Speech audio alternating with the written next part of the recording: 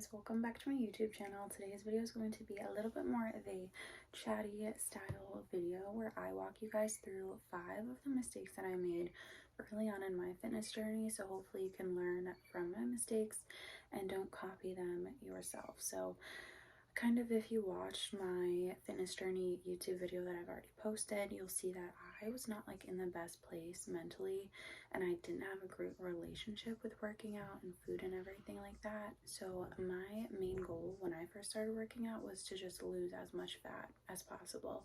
And realistically, when I was in high school at the time, like, I didn't need to lose fat. I didn't really have much fat to lose.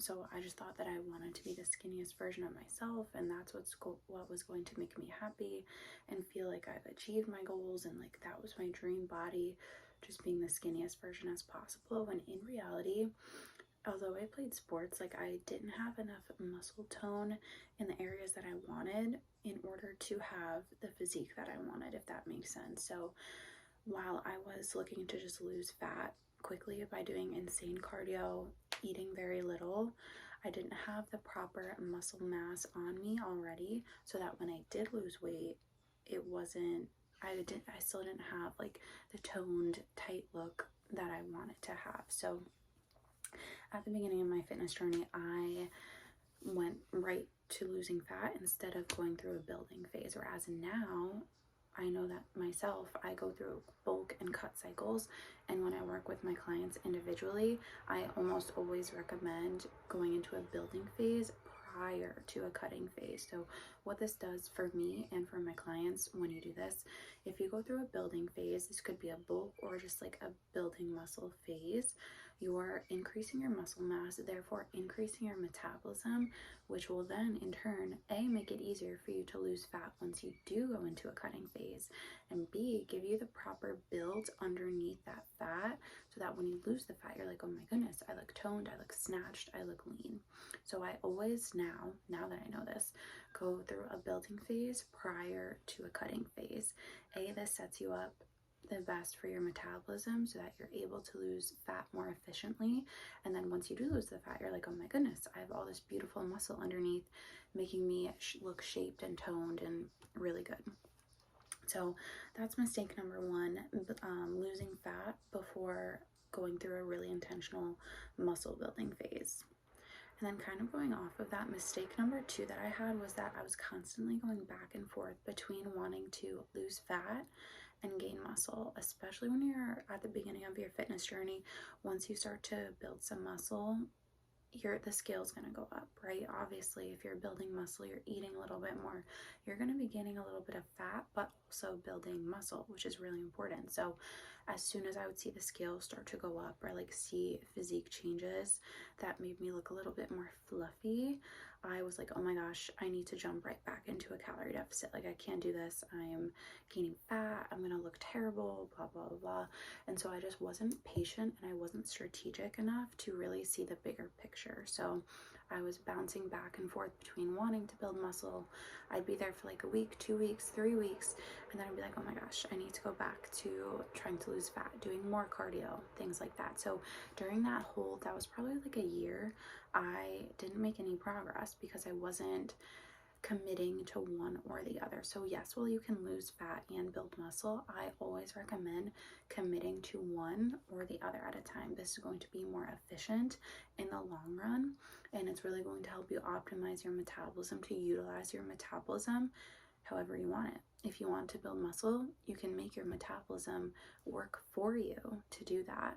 And same thing, if you're trying to lose fat, you can optimize your metabolism to do that by building muscle beforehand. So it's like this whole cycle of really optimizing your metabolism once you understand how your body works, and not being afraid to commit to building muscle or commit to losing fat. Yeah, so that's definitely one mistake that I made. Again, not being strategic and forgetting like the overall big picture of things.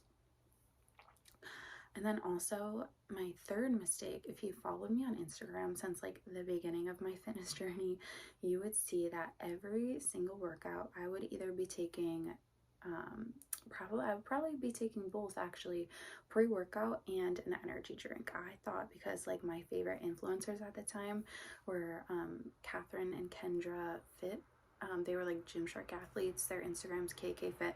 I don't follow them anymore personally, not because there's like, I don't want to like drop any like beef or tea or gossip or whatever, but like their fitness platform has changed a lot over the years, and personally I just don't align with their mentality anymore. Personally, I thought that they were amazing. They looked amazing.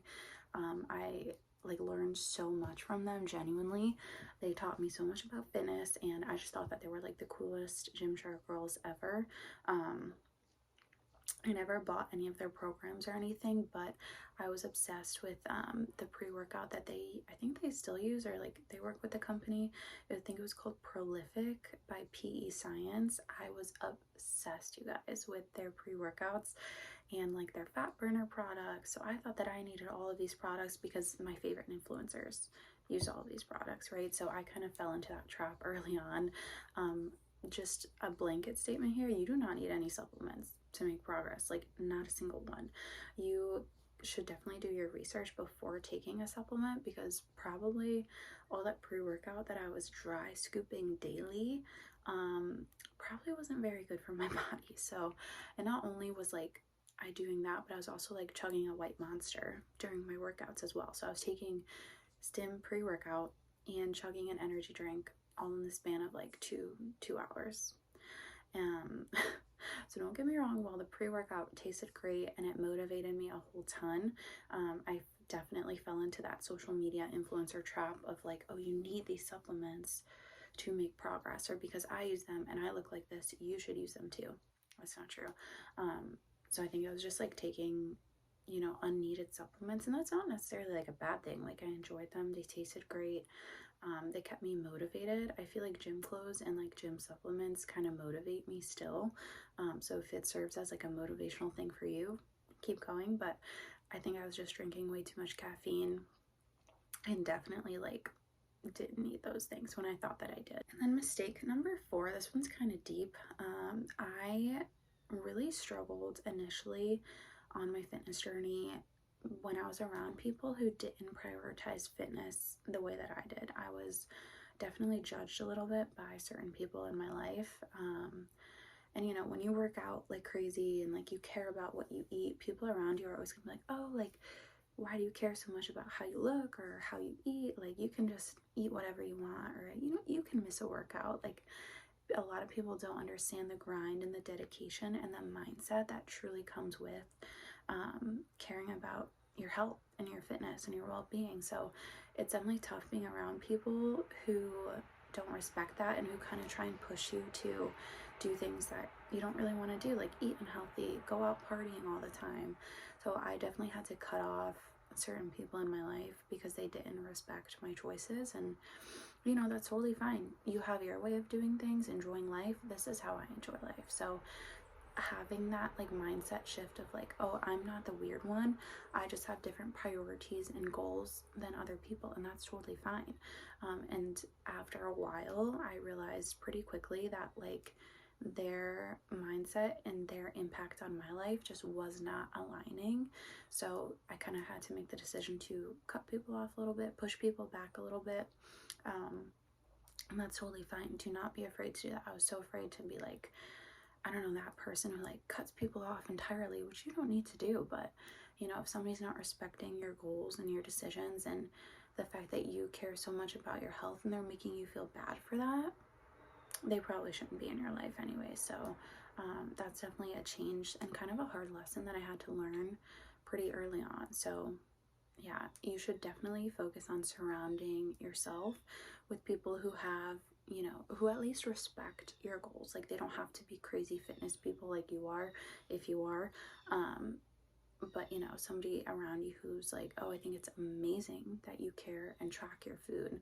I think it's amazing that you track your workouts and you do not miss a single workout, no matter what. Like, you should be around people who respect that. And you know, I think it's just like a disservice to yourself if you're constantly around people who are like, oh, you're not eating that, or like, oh, you're not going to come out with us for drinks. Like, you know, that's definitely tough to be around all the time. So I would definitely recommend surrounding yourself with people who at least, you know, respect your goals and your decisions and who motivate you to become better. And then mistake number 5, also similarly to the pre-workout supplement thing, I thought that I had to be in the gym for like 3 hours a day, every single day, in order to make progress.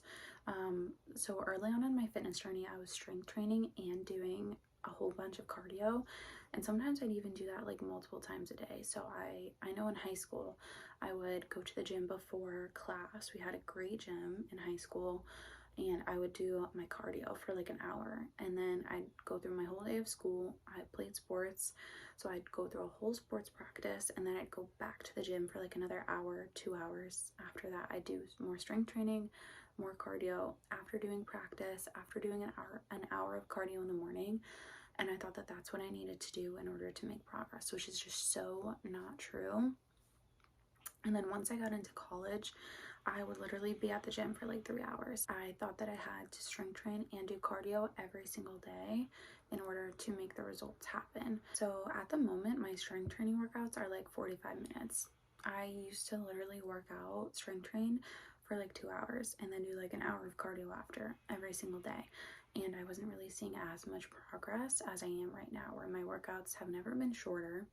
And by shorter, I mean I'm still doing 5 exercises, 5 sets of each exercise, but I'm taking very few, like fewer rest periods, shorter rest periods. I'm jumping right into one exercise to the next without dilly-dallying, wasting my time. I'm very, very efficient in the gym, and the progress that I'm seeing is definitely highlighting how that's working. And then when I'm doing cardio also, right now I'm in a fat loss phase, so I'm at my max cardio point right now.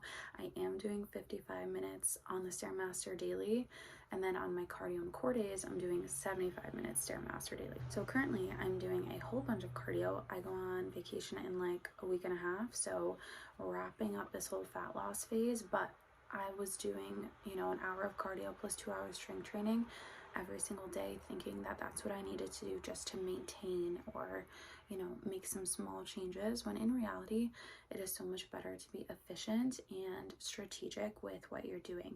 And that kind of goes back to what I was saying before about really prioritizing either muscle gain or fat loss, because you're going to be so much more efficient with your time, right? So like normal people don't have time to be at the gym for 3 hours a day. So be efficient, be strategic, make, you know, serious decisions about what you want in terms of how you want to look. Do you want to build more muscle right now?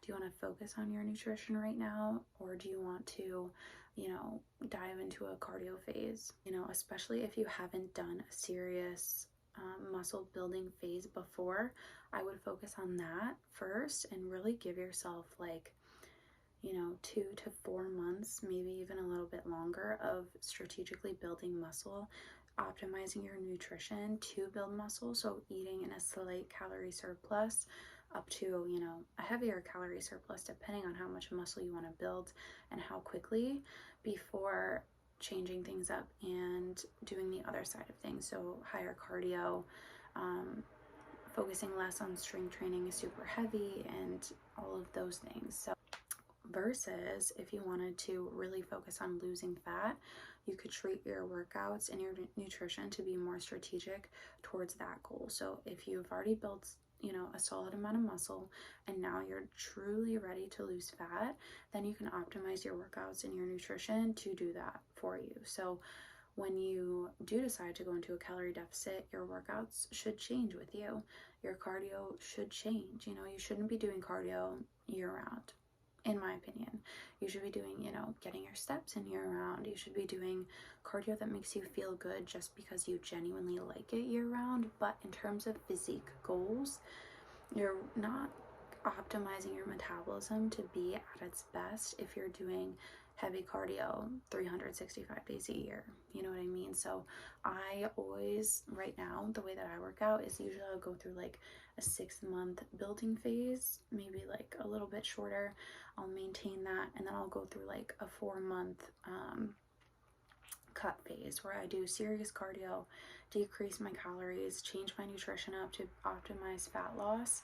And so throughout the year, my workouts look completely different. So during the winter, basically, I'm working out strength training more heavily. My strength training portion is more intense, and my cardio is like minimum, if not at all. Like, I don't really do cardio when I'm in a muscle building phase, not necessarily because I'm afraid of like killing the gains with cardio, but it's just I'm focusing on building muscle rather than losing fat, right? So why would I be doing cardio if I'm genuinely giving my all to build muscle at that time? So that's what I do when I'm building muscle in the winter, typically like 4 to 6 months. I'll take like a maintenance phase, and then I will go into a calorie deficit phase for like another 4 months. And then after that, I'll go into a reverse diet. And then by that time, it's the winter again, and I go through another muscle building phase. So this cycle each year, I'm basically leveling up my physique and optimizing my metabolism in such a strategic way that I'm not going to tank my metabolism at the end of my cut, because I'm strategically going to go into a building phase or a reverse diet right after that. And then when I'm ready to lose fat, I've built up my metabolism so much that I'm ready to go. So that's definitely something that I recommend, just like learning throughout your entire process and not being afraid to commit to one thing or the other. Truly commit, and do not be afraid to build muscle first. I think that is so important. When, like I mentioned, one of my first mistakes was that like I bounced back between building muscle and losing fat instead of having like the strength to actually commit to one or the other. And when I did, that's when I started to see changes. So yeah, I think I've gone through all of my fitness mistakes that I've made, at least the big ones that I can remember at the beginning of my fitness journey. So let me know if you guys have made these mistakes in the past, or if you have any questions about, you know, my fitness journey, this whole entire process, anything that I mentioned in this video. Go ahead, comment those down below, and I will see you guys in the next video.